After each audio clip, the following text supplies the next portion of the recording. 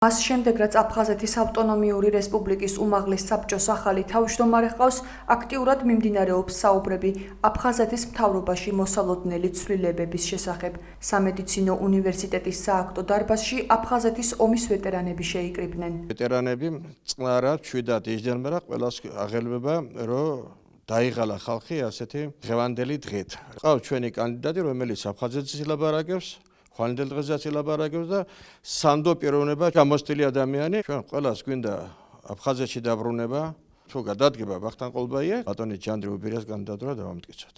ჩამოყალიბდა აზრი, რომ აღმასრულებელ ხელისუფლებაში უნდა გავაძლიეროთ მოქმედ ვეტერანთა წილი, რომ შევცვალოთ მიდგომა მთლიანად აფხაზეთის დევნილი მოსახლეობისა და აფხაზეთისადმი. ამიტომ დღეს უკვე წამოვაყენეთ ვეტერანის პიროვნების, რომელმაც ფაქტურად თავი გასწირა აფხაზეთისათვის. საქართველოს ვეტერანთა დეპარტამენტის თავმჯდომარის მოადგილის ჯანდრი უბირიას საკითხი და წამოვაყენეთ ის მინისტრთა საბჭოს თავმჯდომარის თანამდებობაზე და უჭერთ მას მხარს.